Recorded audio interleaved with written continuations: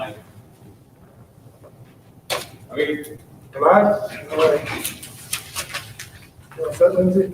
Yes, sir. Thank All you. right. I'm going to call to order the regular board meeting of the Soto Area School District, Monday, December 21st, 2020, at 7:01 p.m. at the Middle High School Commons. Roll call, please. Jeff Boardman, Yes. Gary Fox, absent tonight. Kirk Holliday, Here. Brent Hutchinson, he's in remote, so he's present. Jeff Long, Yes. Rick Pedretti, Here. Darth Springler, Yes. Brian Benner, Yes. Kevin Walliser. Yeah. Thank you. Proof of giving public notice, please. Public notice was posted, the agenda was posted on school doors in the Vernon County Broadcaster, at banks and post offices in DeSoto, Ferryville, Genoa, and Stoddard, at Pronto, Ferryville Cheese Store, and Red Mound Store on 12/18/2020, and broadcast over WVRQ radio. Are there some additions in the agenda or corrections? Yes, there are. 7.10 building updates. We have removed middle school, high school roof repair and the middle school, high school old gym RTU for board consideration. We are gathering additional information on those two facility repair items, and you will hear more in Guy Boardman's presentation tonight. In addition, we have added 7.11, annual school district and school building safety review that is conducted annually by the Vernon County Sheriff's Office, and they were able to commit to doing so last week on Friday, and so we've added it to the agenda. And 7.12, Act 143, school violence drills evaluation, and we have a report that was shared with you in today's information. Okay, thank you. We need a motion to approve the modified agenda. I make that motion. Motion by Jess. I second. Seconded by Jeff. All in favor? Aye. Opposed? Motion carries. All right, did we have any submissions for public comment time? We did not receive any submissions by 3:30 today for any public comments, so no. Thank you. Move along to committee and other reports. Item 6.1 is the policy committee report.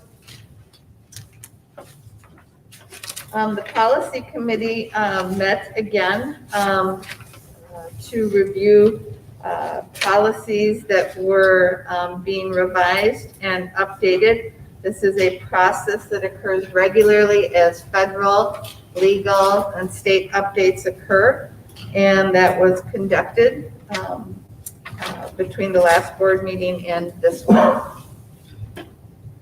Okay, and then 6.2 is building and grounds and transportation committee report. The Building and Grounds Committee met, and I stepped away from that meeting to assist with event staff work due to a home basketball game. And so we'll hear more on that committee's work when Guy provides his report. Thank you. First item of business then is the approval of receipts and expenditures.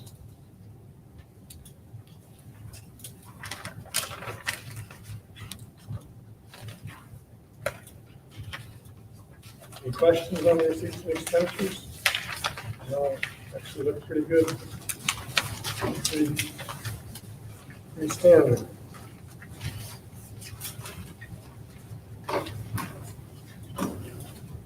We use that elevator like daily, right? Our elevator is We used, use it. yes. Yeah. We have some student use if there are students who have a physical need to ride the elevator, and it is used to, for custodial primarily. That's what I thought. We also have the lift in the music room, and that lift also has to have annual checks. That is just a walk-in, close the door, and it elevates students who need that elevation to the stage level. Any questions for receipts and expenditures? If not, I'd ask for a motion to approve the receipts and expenditures. Motion by Jess Boardman, seconded by Ryan Benner. All those in favor? Aye. Opposed? Motion carries. And just to check quickly, Jackie, do you hear us all right? We don't have her on. She's not on, so she's just probably Oh, listening. okay, all right. Jackie, if you would text us since you're taking notes from the district office and just To make let sure she's here. either Mr. Pedretti or me know that you are hearing everything, that would be great. Okay. So then, I'm also taking notes. okay. All right, then we need approval of minutes dated November 16th of 2020.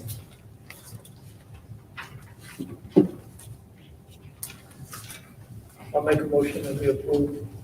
Got a motion by Kirk Holly to approve the minutes. I'll second. Seconded by Jeff Long. All those in favor? Opposed? Motion carries.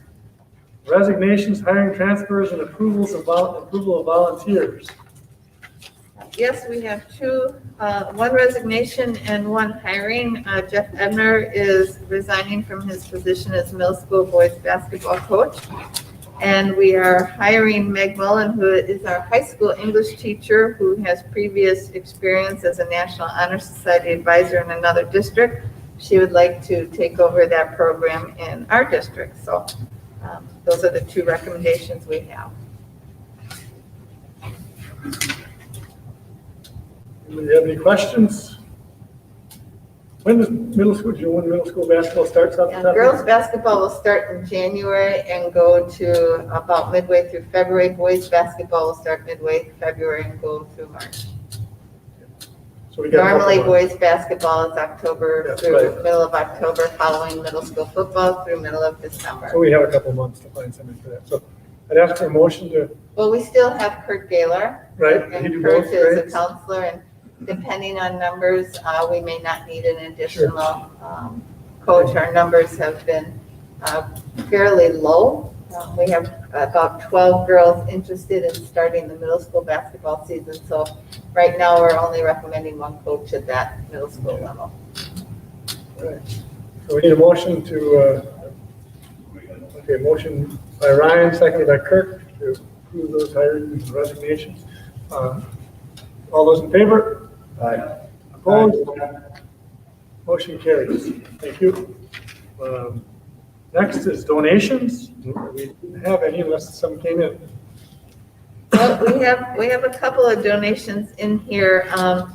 We received a total of over $7,000 in donations to support the high school staff giving tree and food distribution, serving 37 of our district school families.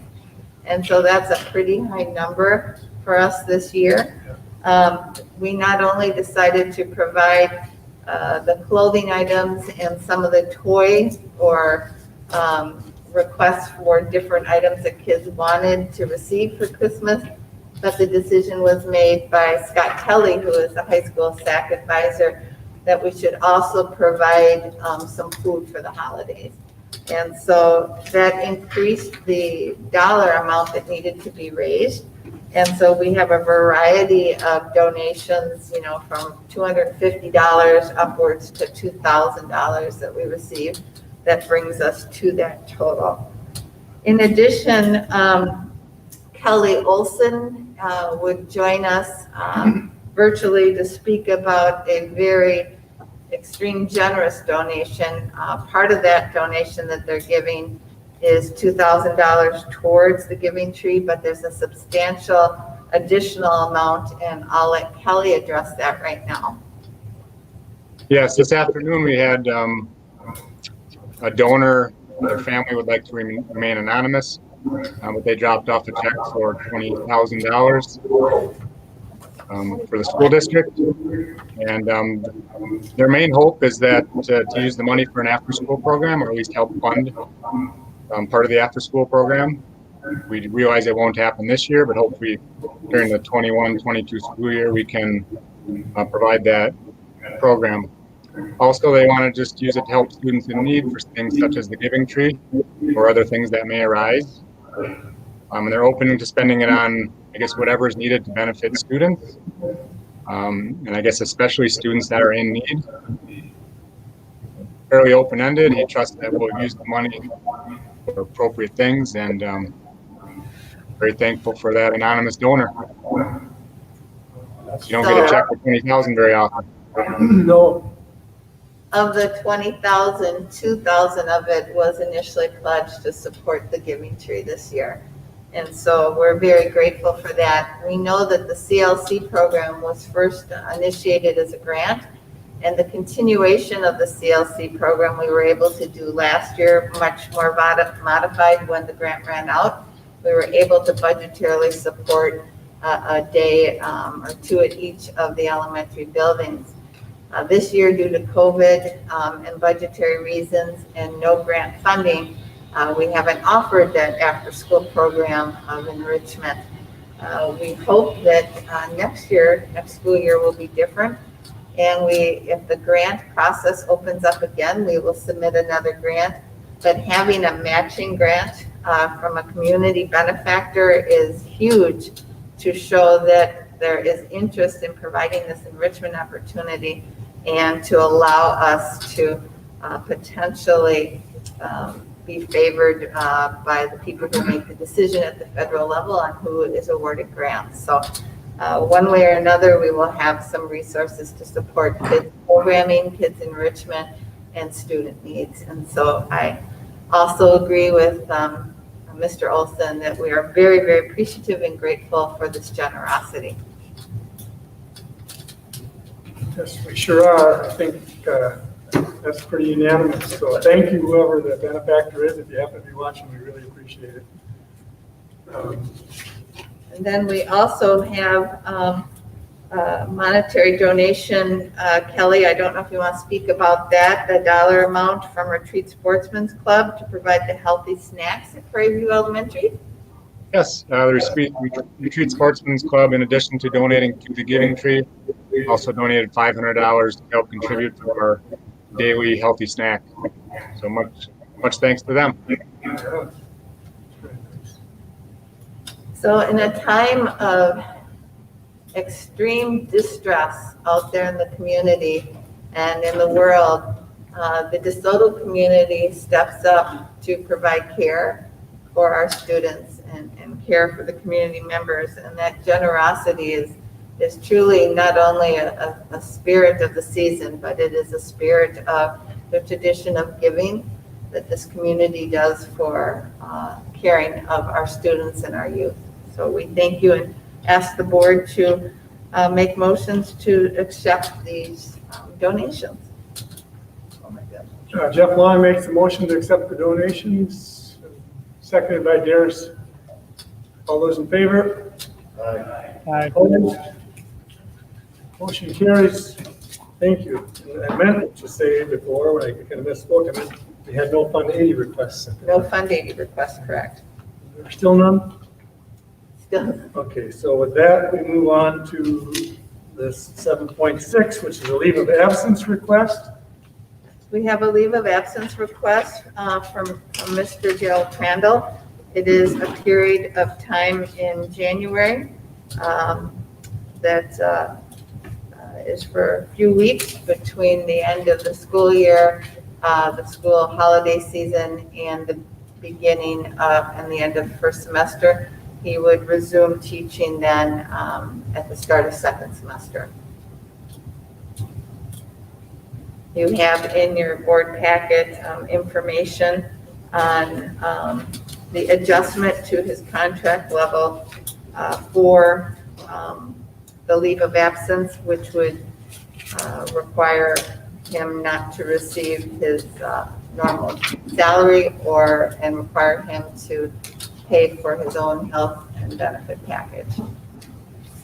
People have a lot of questions. We do have closed session on the agenda to talk about it, so we can do that if everybody wants to.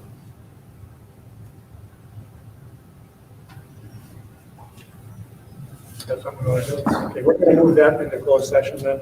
Okay. So our next item is WASB convention resolutions.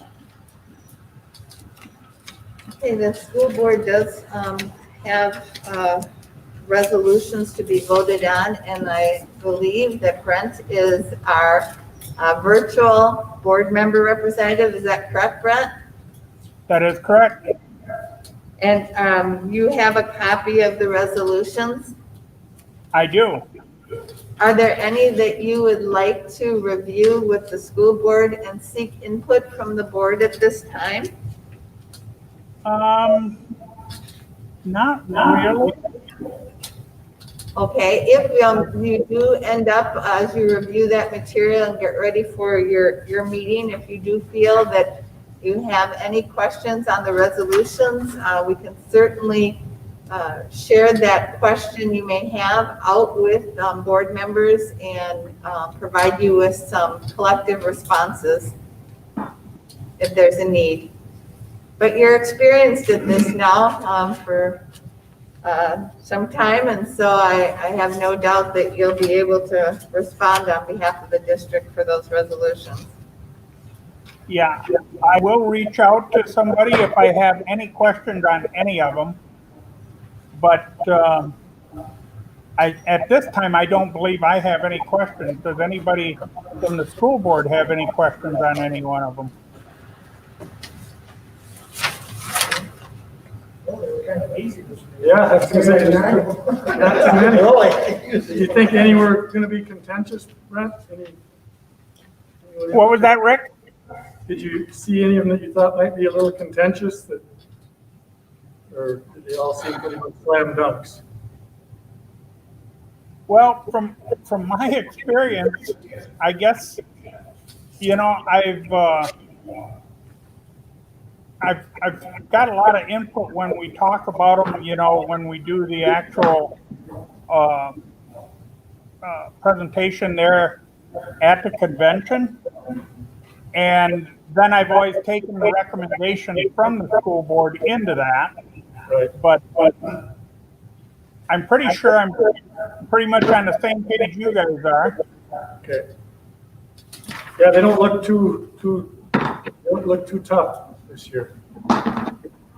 Well, they're easier than the past year, let's put it that way. Reasonable. Yeah. Okay, well, thank you then. Thank you, Brent, for representing us. Thank you. Okay. 7.8 then is our next item, and that is the compensation updates. The support staff have been meeting since November, as well as the teachers, to discuss compensation. The board is aware that the 1.81 CPIU increase was approved at the October meeting and has been distributed, but compensation extends beyond that traditionally. The teachers committee has made a recommendation that the compensation package continues as it has the past 2 years, that the CPIU as well as the $500 educator effectiveness being added onto the base salary. And so they're recommending that we maintain status quo and just move forward accordingly. We won't be bringing that recommendation to the school board for approval until we can provide information on the entire package for teaching staff, support staff, and administration. That will be based on the second Friday count in January so that we can have a full handle on the state aid that we will be receiving for our district and can look at our budget adequately at that time. That's our recommendation of our business manager, to wait to that point to see if any other adjustments can be made in compensation packages. So we will be bringing that forward to the board and to the appropriate personnel and finance committees as we typically do, but I wanted to have a handle on what teachers and staff were thinking would be areas that they would like to see. And the teachers committee that has done the work has concluded that status quo will work for them. So we will move forward in January and possibly even in February on bringing resolution to this year's compensation package. Thank you. All right, then our next is the policy, legal updates and corrections. The school policies The School Policy Committee reviewed policies from volume 29. And in addition to that, verified again the policy on school colors, particularly our maroon and gold. And that maroon was the graduation gown colors that was established in previous years and is to be maintained moving forward through the district. We should have a second reading on many of those policies that would be approved, and first reading on any of the new policies at this meeting. Anyone from the policy committee care to share any comments from our meeting? Other than primarily everything that we review is at this point in time are related to the legal updates that we receive from Neola in respect to federal and state guidelines, regulations, and laws. There weren't any policies that we weren't all on the same page on as we discussed. I think that's important. Nobody was arguing about any of the decisions or the changes. Just wanted to comment too that the money we spent on it, Steve from the old is well worth it, because it took us forever to wade through that stuff to figure out what was outdated and what is not. Well, legislation. he brings with him the knowledge and the discussion from 10 or 20 schools or however many schools. He can always bring an example. Yeah. To fit whatever we're discussing. It's really good notes on. So. Yep, no, that's a good thing. This continues to be a tremendous amount of work, and sincerest compliments are due the board committee members that serve on this. It's a tremendous amount of reading and review, and I appreciate greatly your participation in those meetings to ask questions, get clarification, and to make sure that the policies best represent this school district. So thank you for those of you who serve on that committee. We need a motion to. Yeah, we should have a motion to. Need a motion then to approve those readings as presented. I'll make that motion. Motion by Jess, seconded by Darius. All those in favor? Aye. Opposed? Motion carries. Thank you. Okay, building updates. We will turn over the meeting to Guy Boardman to talk about the committee discussions on facility improvements, energy savings review, high school, middle school boiler loop update, the water softener update, roof bids, and the old gym RTU, and anything else on your list, Guy. And if you don't have your list in front of you, just let me know and I'll peel another one right off for you. All right, so is everybody at the board there all right if I just kind of roll into these building updates into my director's report? Sure. Okay, so middle school, high school roof repair. We've had several problems over the last several years as far as leaking and that in the building. Thinking about doing some updates to the roof. We've had a couple contractors that gave us some good bids. After having our Buildings and Grounds Committee meeting last week, we're going to look into some references, some warranties, make sure that everybody's bidding on the same thing, and then we'll touch base on that at a further date. The middle school, high school, old gym rooftop unit. The cooling tower is no longer working, so that's a project that we've been working on getting bids on as well. After having our committee meeting, we had some very good input, some good ideas, so we're going to come up with some different ideas on that, maybe save some cost for the district. Into the Buildings and Grounds report. So energy savings. So everybody's got a little packet there. If you can look at the energy savings, you can see it's consistently going down, which is what we kind of projected, which is a good thing. Besides the kilowatt that you're looking at, what the graphs that you guys have. So I'm just going to put some numbers in perspective. So at Prairie View Elementary in October, compared from 2020 to 2019, we saved about $129.20. In November from 2019 to 2020, we saved about 76. Now, keep in mind, some of these numbers, they might not make sense. It could be because of energy costs from year to year. It could be from heating, cooling. So not everything's going to always look the same. High school, middle school. So from 2019 to 2020 and the month of October, we saved approximately $1,700. In the month of November, about $706 compared to last year. Moving on to Stoddard, compared in October from 2019 to 2020, we saved about $350, and in November, about $104. All right. So moving on to improvements that we've been working on, the boiler update. We've been flushing the boiler system every couple of weeks. That's part of our water quality improvement. We also did the water softener update. That's a picture there of the new water softener that we put in. Working very well. Everything in the kitchen is nice and shiny. It's not all limed up and everything. So everything's working good that way. Already touched base on the roof bids and the rooftop unit. Long range plan, we've been working on updating that as we go. I think you guys have a copy of that as well. And we'll keep on updating that when we, have other items to put on there, just so we have a better idea so we can budget for it and everything. Safety assessment was done on last Friday for our buildings.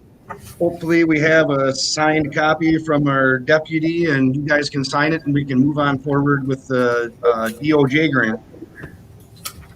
We've been working on updating our SDS program online.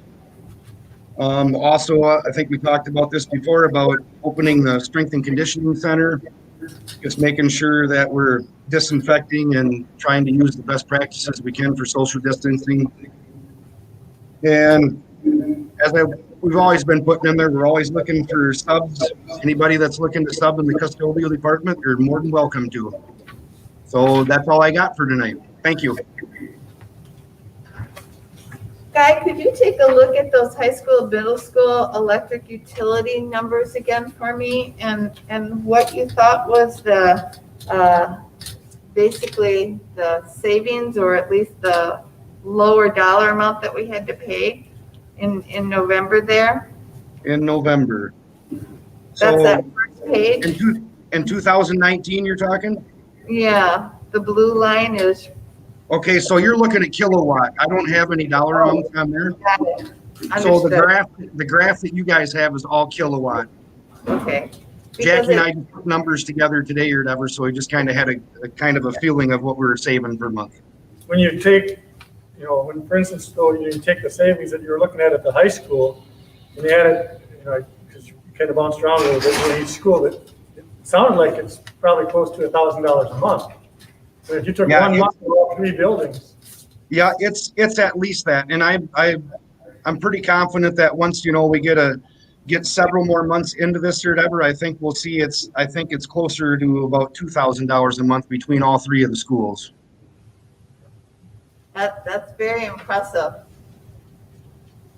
I'd also like to thank you and Jackie and the Building and Grounds Committee. The expertise that sits on that committee is phenomenal, and we're very grateful for the participation of committee members to bring that to those meetings so that we have these very great discussions where we're not just making decisions based on a little bit of information, but we have some expertise on the committee that kind of guides the process.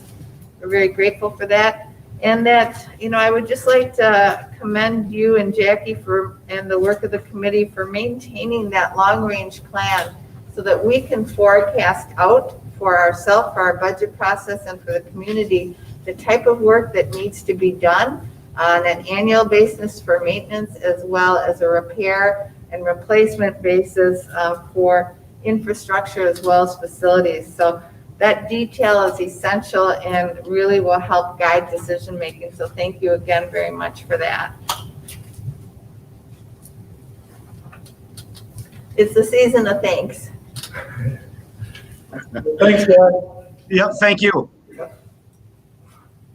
We Okay, have no motion for that, so it's just a report. so now we'll just go right on to reports. Well, we go to closed we session. do need to have Closed a session. motion by the school board to approve the annual school district school building safety review that was conducted by Deputy Jake Johnson. And then I will speak briefly about the Act 143. I guess I didn't know it was here and completed yet, but you have to Oh, say. it comes after, well, it looks like it comes right next, so I'm before looking, the I'm sorry, building report. I'm looking On at the revised Yeah, agenda. I was looking at That's my all right. original agenda. Sorry about that. So, I'm So sorry, we- just got a piece of lint in my eye or something, but we need then to go to 7.11, which is the annual school district and school building safety review. You want to talk about that just a tip? Because I don't Sure. think he, Each one of the buildings, Guy and I sat down with building principals as well as Jackie did preliminary work on this along with the deputy at each one of the buildings and reviewed a packet of questions that we had to respond to, everything on climate, emergency operations, planning, the preparation, training protocols that we have in place, any kind of roles that team members have, drills, visitor and deliveries, threat and risk assessment, technology and communications, monitoring and surveillance, and a few more things, keys and IDs, building access, general interior condition, gymnasium, special areas, including our plans that we have for safety and security for off-site facilities primarily used for athletics, building for safety, and all of these things were assessed as meeting certain criteria with comments. And so that has been done on each of our 3 buildings. Again, it's an annual process that occurs, and we appreciate that the Sheriff's Department provides that service to our schools. And so each one of our buildings has been signed off on by Deputy Johnson, who emailed me the packets so that you would have them. Ms. Cruiser sent those to you by email since they're rather lengthy in sheet, in the number of sheets, and very similar in nature. So the only distinguishing things that you will see are the things that are unique to each building. So we would just ask for board approval of safety review as conducted by the Vernon County Sheriff Department last Friday. motion by Kevin, seconded by Ryan to approve that. All those in favor? Aye. Opposed? Motion carries. Thank you. In your packet this evening, you received a dated September 21st, 2020 summary of the last 3 years of school safety drills conducted on August 28th, 2018, August 29th, 2019, and September 18th, 2020. At the September 21st school board meeting, I did report to the board. It is reflected in the minutes about our ALICE training and drills. But this is a sheet that is required to be a little more extensive, and so I have provided information on that. You may recall in August of 2018, the Soto Schools hosted an active shooter training involving about 40 emergency responders from 2 states and multiple counties in our area.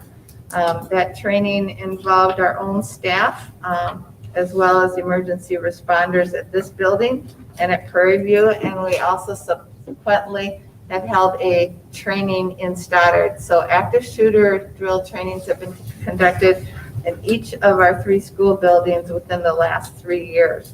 Additionally, we provide an annual ALICE training drill for our staff, and with students, depending on the age level and appropriateness, they are provided with information on how to be safe and follow directions from teachers, including evacuation. Evacuation drills are combined with our fire drill because we're obviously leaving the building on fire drills. Drill language is provided so that staff knows exactly what language will be used. It also includes some form of directive. So for an emergency lockdown, it's emergency lockdown and initiate ALICE. ALICE stands for Alert, Lockdown, Inform, Counter, and Evacuate, which staff have been trained on. Our drill language for shelter in place is if something is going out on the community and we receive notification, it could be a traffic accident near the school, or it could be something much more serious. There's a shelter in place so students don't leave the building, but education occurs normally within the building. Shelter in place CPI stands for Crisis Prevention Intervention. That means we have a student issue that we want to keep other students away from, so we just hold everybody in their current positions. And shelter in place also holds people in position with the medical call to it, which informs everyone that we have a medical situation, and those teachers who are on prep or who are available come and assist the team at that particular point. Okay. Vote. So we would ask that our 143 documentation also be approved. That will be sent forward, so those two go also to the Department of Justice, who will award us the final school safety checks. And again, the awards from those two grants that we wrote closely total near $100,000 that we have been spending over the past several years. So we'll finish getting our remaining dollars from that grant. And you recall the grant supported partial Prairie View entrance costs. A lot of our technology that is in place with extra cameras and switchboards and things that Mr. Grunning could speak about, as well as our emergency response kits that we use and some protective gear.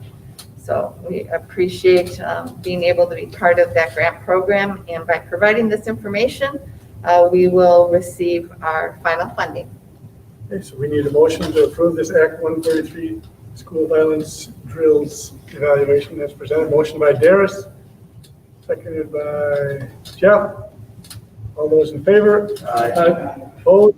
Aye. Thanks. Motion carries. Thank you. Thank you. So now, Now. on to reports. We'll start with Mr. Ferget from middle school, high school. There he is. I don't have a lot to report. I guess I just, want to make everybody aware that all the teachers and the administration are working hard to ensure the students are all caught up academically, either those students that have been remote intermittently or those students that continue to be remote. And so that's where a lot of our efforts have been going here over the last several months, and so we're going to continue to work hard to ensure that everybody is passing, and we don't assume just because we had remote learning that there are any gaps that exist, that we continue to work hard to fill those. So that's about it. If anybody has any questions.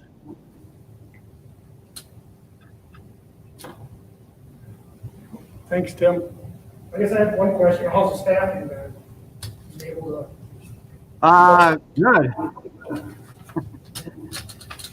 I don't think we, pretty good. We have our days, I suppose. I don't know if Mr. Grunning would like to comment at all on that, but I think overall we've been all right. Yeah, our staffing has been a concern. Today, Mrs. Malin, as well as I, subbed today. So, there are still insufficient subs to cover absences when teachers aren't able to be at school. But it reminds us of the real hard work that has to be done on a daily basis in classrooms. And we enjoy that interaction with students at those levels. But subbing continues to be a problem for us. And so administration shifts around to provide coverage, as well as we're very grateful to our teachers who will shift in to other classrooms during their prep time. And we have some support staff. We have a custodian, Jill, who is a licensed substitute. She has subbed. So we switched her off her evening role to provide substitution in classrooms for us, as well as Jackie Kraszewski, who has done so too. So we are repurposing all of our staff where there's a need so that we can continue to keep our doors open. And in most cases, if not all, the teachers who are homebound are able to join virtually. And so they are able to provide the direct, indirect instruction to students while we assist with monitoring. All right, thank you, Tim. Who wants to go next? Derek? How's everybody doing? Good. Good, thanks. So we had the Bagnevsky family in Stoddard. They're close neighbors to the school. They, before Christmas, I wanted to just say they donated $25 in gift cards to each staff right before Christmas. So we sent them a thank you and called them too, and we were appreciative of that. So that was really nice of them to do that. I want to thank Miss Campbell. She's been working hard. She's our music teacher for helping students get ready for our virtual holiday concert. It was recorded, performed already, and we're hoping to get it on the website tomorrow for parents and families. So I know that was kind of an exciting thing that the kids got to do. This week, students and each grade made murals, and they voted today on which mural they liked best. So they had probably a 20-foot sheet of paper, and they all got to design their own little holiday winter mural. So they were pretty excited about that. And then they watched a holiday movie in the gym. Each grade did over the last 2 days, and they got to vote for which one they liked best. So just something fun that we're trying to do to keep the cheer in the school. I want to thank Guy and all the people who helped with the building and grounds safety review last week. I know it was a lot of work and a lot of paperwork and questions, so I thank them for all that. And then thanks to the parents and students who continue to help us through all these new protocols. We've been fortunate enough to stay in school the whole time. So I know the kids might think they're ready for a break, but if they were virtual, it would be even worse. So I'm thankful that we can still be in school, and the kids really do enjoy it, and they do a good job with wearing their mask and making sure they keep that space. I want to continue to thank teachers, parents, and the school board for all their support. This has been a tricky year, but I think it's going really well so far for what we've dealt with. And our number one substitute teacher for the year is our own Mrs. Roble. She's our Stoddard aide, and she's subbed probably 6-7 times in different places. So I want to thank her because it is. We don't have any subs in our building, and it's really hard to find somebody. But we find a way to make it work and shift people around a little bit, and everybody's helped out in various ways this year in 2020. So I'm thankful for that. Cool. Thank you. Very good. All right, I'll jump on next. Since our last school board meeting, we did have a rough 3-week stretch, very challenging with several cases of COVID regarding that involve staff and some with our students. Fortunately, they're all back now and they're all doing very well. We're fortunate to have 2 student teachers. Our 4th grade teacher, Mrs. Conley, and our 5th grade teacher, Mr. Wick. They've had a student teacher the whole semester. They've each had one. So fortunately, when teachers have had to be out, they've stepped in many different areas and assistance. Would have been difficult to do it without them. Fortunately for us too, we conned them into subbing second semester. So we'll plan on seeing them back in the building. And we are going to have 3 more new student teachers second semester as well, in 3rd, 4th, and 5th grade. So that definitely helps in this challenging year of COVID to have more bodies in the building. And typically when we get student teachers from UWL, they're very well prepared and they help the students tremendously. And overall, I would just say, I've said it at the last couple of board meetings, I continue to be very thankful for our students and staff as well for remaining positive, upbeat, and very few staff members have been absent first semester. So they're coming to school most every day and putting forth great effort. Secondly, I'd like to thank Mrs. Stensling and the PTO for providing the Christmas store again this year. Obviously, they had to make some changes due to COVID, but that's going to wrap up tomorrow, and the kids really look forward to that. Basically, our PTO ladies buy tons of things after the Christmas season at a discounted price, and then we sell them the following year. And this year, the students wrap most of their own gifts, and they really enjoy it. So I give many kudos to Mrs. Stensing and the PTO. Thank you. Thanks, and you guys have a good Christmas. Mrs. Malin? As everyone else has reiterated, it's been very nice to get our own staff back in their roles, including some that have just been out with having babies or things like that. So I'm excited to share some of that out, and it frees up our substitutes and our other staff that we need in other critical aspects. So for Title I, we've been providing our services at the private schools remotely or virtually since the start of the school year. One, so that our staff haven't been in other buildings and to help prevent the spread of COVID. In addition, it has worked out because I'm grateful for the staff that have been able to step up into roles and help out when others are gone on leave. So that's a little bit about Title I. In addition to that, I'm very pleased that our services have been able to continue at the elementary schools with small groups that keep grade level cohorts separated. In addition, they continue using their own classrooms, and sanitizing in between those groups. Last but not least about Title is that Mr. Peterson started at Prairie View with the math interventions now that he isn't serving in another capacity in Title I as a regular substitute. So we're excited for those services to continue and get underway for the school year. Moving on to special education, since the last board meeting, we've had 13 IEP meetings. I'm very thankful that our staff has worked hard to have groups and provide the services in the best way possible.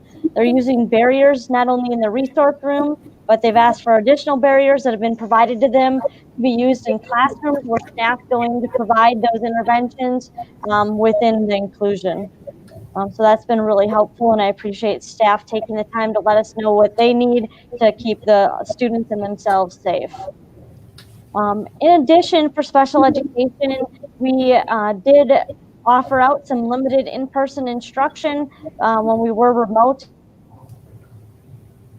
And I just really thankful for the students, parents, and the teachers who all made this a success, in addition to the administrators. Everybody really stepped up to make this a great experience for the students that did attend in person during those times. They were able to make smaller group connections, build relationships with staff and other students that they maybe didn't know, as well as provide interventions and enrichments during those times. So definitely a good first experience with that. And again, thank you to the teachers for stepping up and really helping in administration with that. Additionally, we have our 4K and early childhood. They're starting outreach videos. They typically have done like family fun days in the past and other outreach. But since we're still limited in visitors and working towards keeping cohorts and our students and staff at least 6 feet apart, we've decided to do some outreach videos. So these will be posted, if they aren't already, for families for early childhood for the ages of 3 to 6. So they're doing an activity and usually some type of story and just providing some support so that families can do those on their own with the guidance of obviously a teacher. So that's exciting to share that out. Moving on to some funding that I'd like to report on. We allocated all of our year's funding, so all of the public school allocation. We're just finalizing a little bit left with the private school, but most of theirs is also allocated. So I want to thank the staff that's worked hard, from Guy and Jackie to Lindsay and Cora, and Lisa to really make sure all that comes together for us. And now we're moving on. We know that we've spent out a fair share of the CARES money as well, or allocated it, but we're going to be making our final preparations for that. So again, the Governor's Emergency Relief Fund, that was the GEARS money at the state level, and then the CARES money is at elementary and secondary school emergency relief fund at the federal level. So that will be getting finalized as well with us, as well as the private schools, as we move into the 2021. So thank you. It's really a great way to wrap up the 2020 year on some positive notes and a lot of good things for kids, and just really a great school to be a part of. So thank you very much. Thank you, Karen. Mr. Grunning? Not an awful lot to talk about on the technology front, but I can continue with the theme and say it's pretty fun to watch how everybody embraces the technology when we all of a sudden shut down for a week and the staff and the students just seem to roll and we really don't slow down that much. And then they come back and we'll have a teacher gone, but they'll teach from home. And they just come up on the large screen and they're teaching to their students and the students are interacting with them. And it's a very unique experience, but everybody's doing exceptionally well and they just seem to be rolling with it. So I'm extremely pleased with how they've embraced all the different challenges and used the technology. It's fun to watch, actually. And thank you for making devices available to teachers. The camera that's on the mini tripod that can be moved around the room or angled down to see a piece of paper or artwork or project or homework assignment, and as well as the microphones that enhance their voices through the computer speakers, as well as the ones that come out of a voice box that hang around their neck. So you've provided a lot of technology to ensure that kids can hear and that kids can see. And it's great that our teachers are requesting it as well as using it. So thank you, Mr. Grunning. Thank you. Let's see, Betsy Knudsen. Betsy's not available this evening, but she did inform us that the DPI National School Lunch Program Equipment Assistance Grant, we did pass the part 1. However, we were not selected for part 2, which is really disappointing. This is a lot of money that is being parceled out across the country, and we were hopeful that we would be able to have some of that with our applications. We will be notified this spring if there are additional funds available. We're hoping that would offset a dishwasher and a steamer. I think the dishwasher was possibly at Stoddard Guy and the steamer was here at Middle School, High School. Does that sound right, Guy? The dishwasher was here.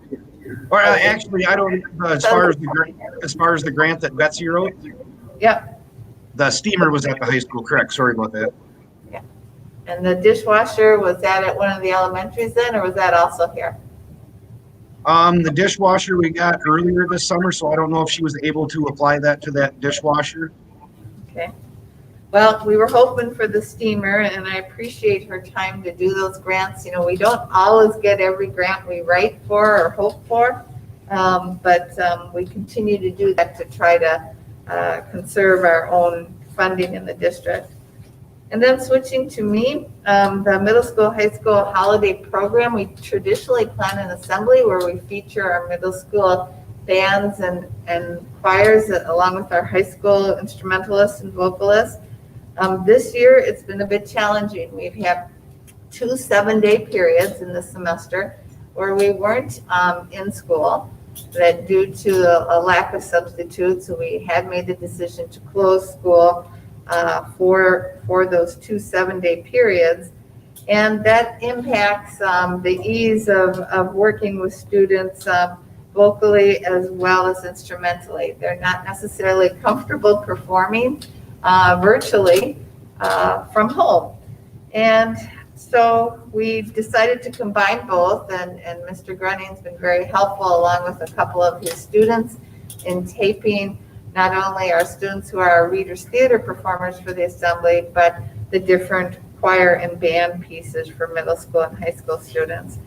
So we are in the process of editing that, and then that will air over the holidays for families to watch and enjoy. And so when they aren't watching the elementary concert at Stoddard, we hope they will enjoy the middle school and high school holiday program. Also like to thank Mr. Grunning and former student Hunter Pedretti. We were invited to assist with videotaping K-9 Mick, his remembrance service at the Vernon County Sheriff's Department last week. It was certainly a moving tribute to K-9 Mick, who passed away suddenly from cancer. And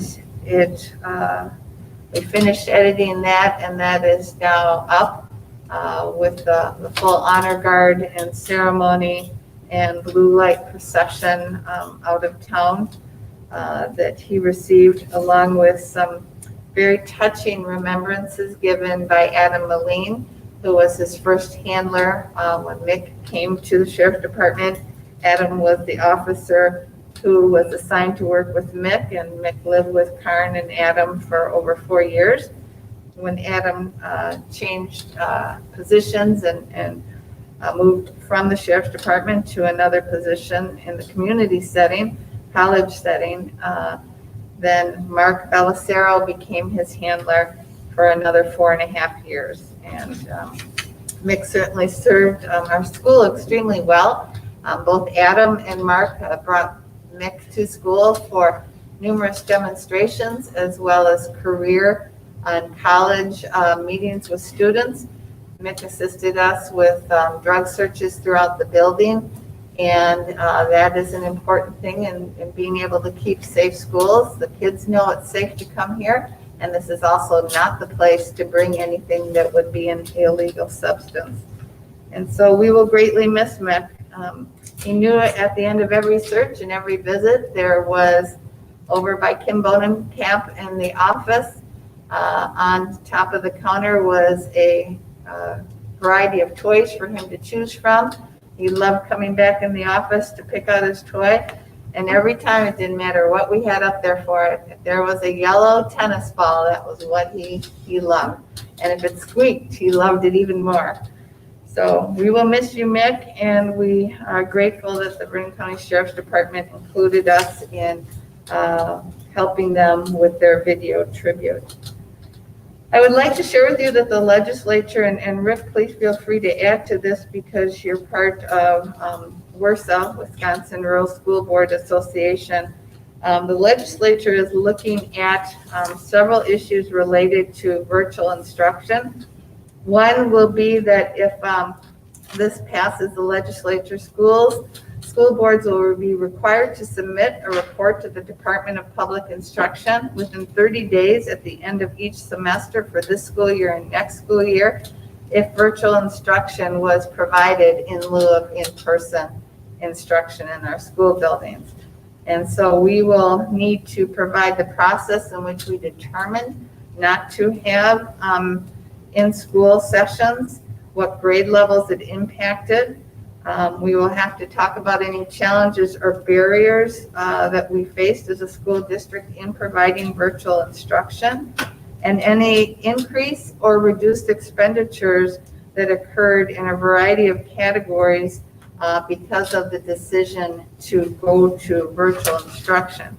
And as I mentioned earlier, we had 2 7-day periods this semester that DeSoto Middle School, High School was closed due to staffing reasons. We do have a dashboard up that we keep accurate on a day-to-day basis based on any changes in COVID positives for staff or students or contact trace individuals that are known by our district. We do receive information from the Vernon and Crawford County Health Departments on positives, but contact tracing has shifted more toward the individual and their family to inform schools at this point in time due to the numbers. And so that is something that we are able to maintain. And all in all, our numbers, and we always say that by knocking on wood, are extremely low. Right now, we have no known positive cases in any of our schools, either staff or students. So It comes down to if we have a teacher who's contact traced, if there's another family emergency, if their children are contact traced, or other reasons why our teachers aren't able to be present.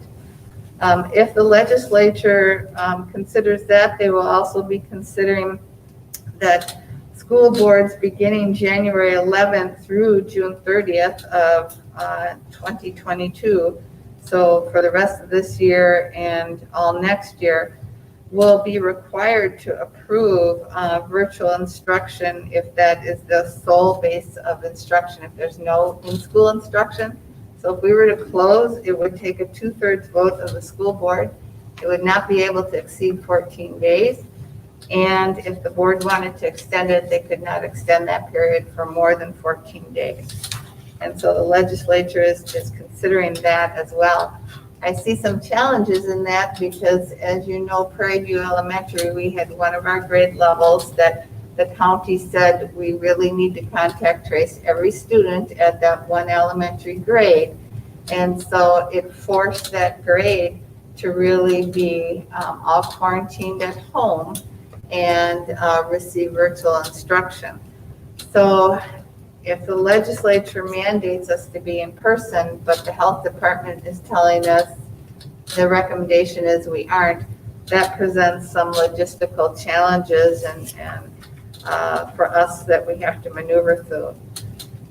There's also a parent payment component to this.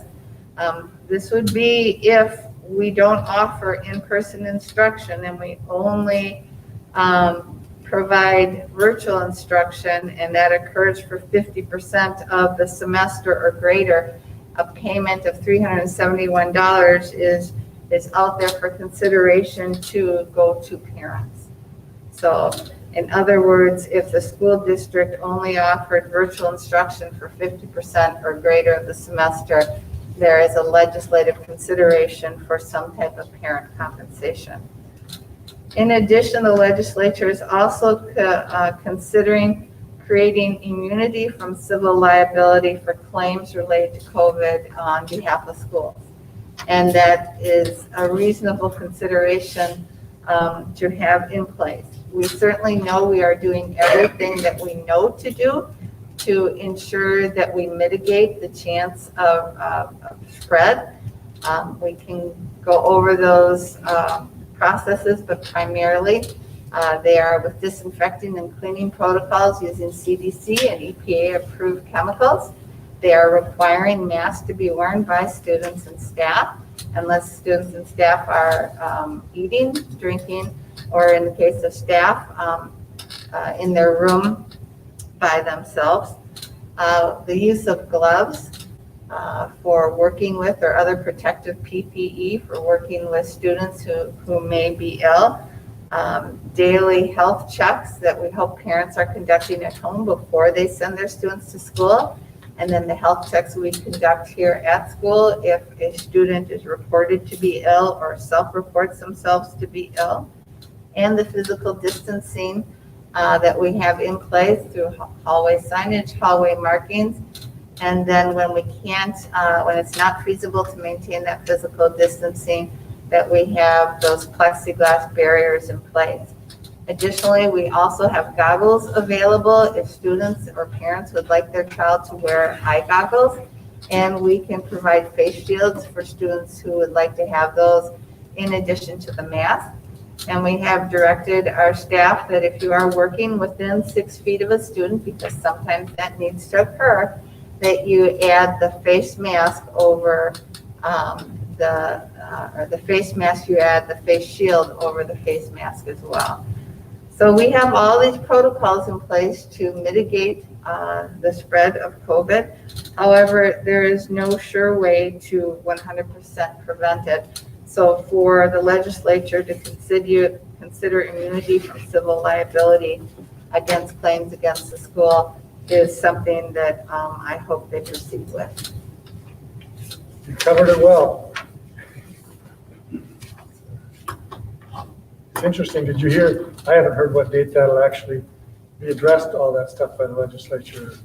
I don't know the date either, but I haven't received any legal updates that usually let us know if these things will actually be pushed forward or not. But I echo all of our administration, from the principals to Mrs. Malin to Mr. Brenning, and saying that we are very grateful for the support of our families, that our students want to be, for the most part, in school every single day, and that our teachers are making every effort to sustain a healthy environment and their own health, so that they are here to do their jobs. And if for some reason they can't be, that they join their classes virtually. So we have a very dedicated and professional staff. Our custodians and maintenance come in any of our buildings. They're constantly cleaning and wiping down and assisting with that disinfecting and daily and hourly cleaning that occurs. And it's just an amazing, everyone can be extremely proud of the community people and the people who work in our schools. I agree. I think that, as you said, we're grateful for our community for supporting us, but I think, we all got to be extremely grateful for everybody, from the bus drivers to the custodial, people, to the support staff, to the teachers and the administration. Especially some of the subs that we've had. We've got a lot of senior retired teachers that have come back here, and they've worked just about full time this year as subs. And I'm sure grateful for that, and thankful, and this community is lucky to have all the people that are doing for their kids what they're doing. I've said to a few people that, if you get into education to make a difference in children's lives, there's no year that offers that opportunity greater than this year has. And our staff has really stepped up and done that. It makes a big difference. So I guess I want to thank all those people on behalf of the board also. So thank you very much. I guess that covers all the reports, right? That would be, and so if you want to go to correspondence. In the board packet, you received a holiday card from our law firm. You also received correspondence from a former staff member where they reimbursed us for their credits that we paid for because they left prior to the 5-year commitment to our district, which is part of providing that credit payment at the time they're earning them. And then there's a DPI letter there regarding the voluntary teacher license surrender by a former teacher, and I can speak more to that in closed session if need be, if you need more information other than that particular letter. And you received an envelope that was provided to me. I received my own mailing, so I'm assuming yours is also the same, that came from Jehovah's Witnesses, but was mailed to your attention as your in your role as a school board member. Okay. Well, that concludes all the correspondence. We would need a motion to go into closed session. So, motion by Kevin, by Kirk, and we need a roll call vote to do that. Thank you. Jeff Boardman? Yes. Okay, Fox is absent. Kirk Holliday? Yes. Brent Hutchinson? Brent? Here? Hey, good. Yes, I was muted there for a minute. That's all right. Jeff Long? Yes. Rick Pedretti? Yes. Dara Sprigler? Yes. Ryan Benner? Yes. Kevin Walser? Yeah. Do we need to call Brent on the phone? Because I don't think he could stay. Dump everybody out.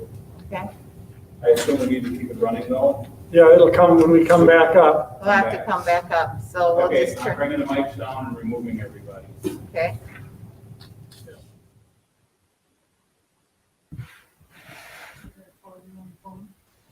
Sounds like it.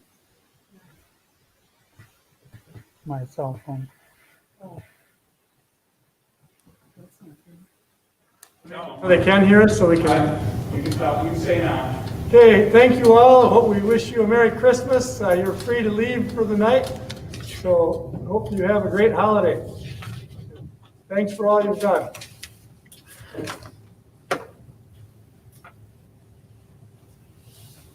You'll let us know, Drew, when we're in closed session.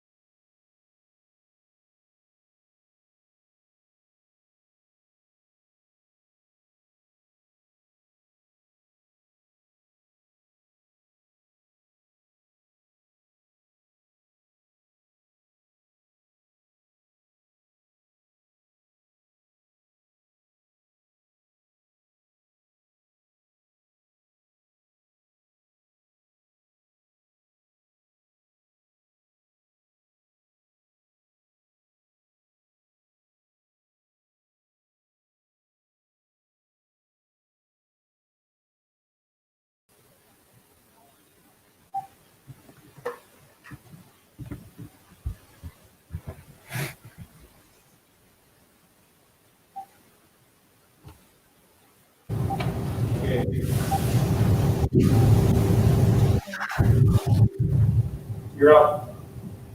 Thank you. All right. So you need a roll call again? Jess Boardman, Yes. Kirk Holliday, Yes. Brent Hutchinson. Yes. Jeff Long, Yes. Rick Pedretti, Yes. Dara Springler, Yes. Ryan Benner, Yes. Kevin Walliser, Yeah.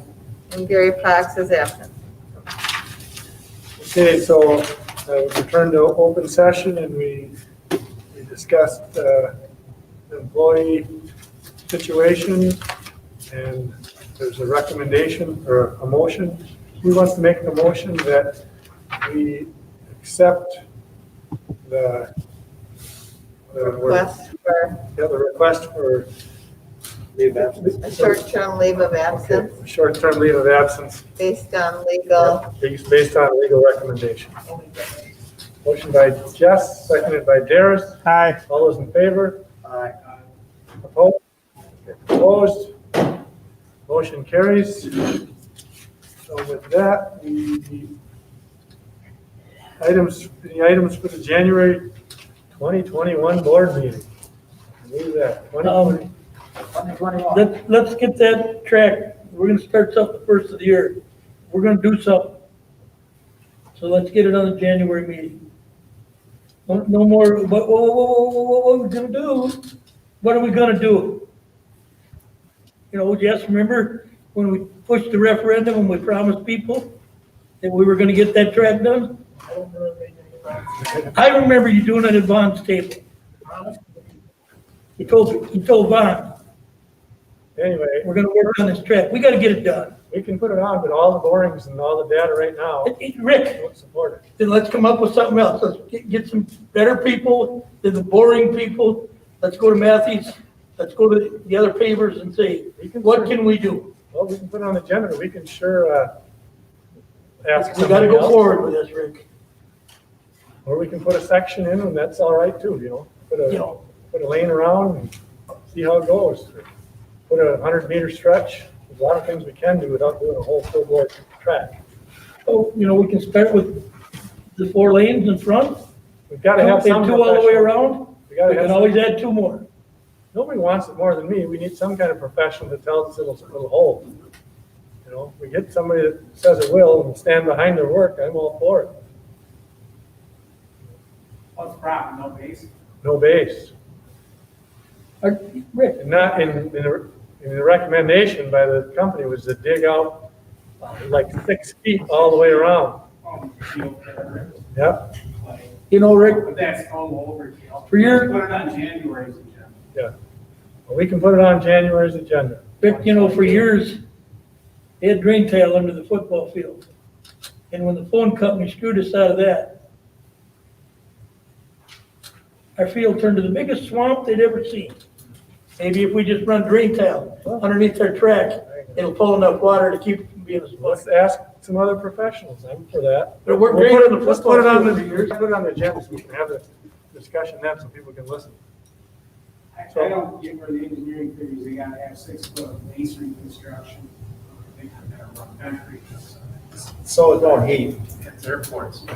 Gotta get down below the frost line. Well, let's get it on, it's gonna be on the agenda, so let's talk about it then. Anything else? Okay, well, if that's the case, then make a motion to adjourn. Motion by Jess to adjourn, seconded by Jeff Long. All those in favor? Aye. Opposed? Aye. Good job. Merry Christmas, Brent. Happy Merry holidays. Christmas. All right. That delay on, that virtual eye comes right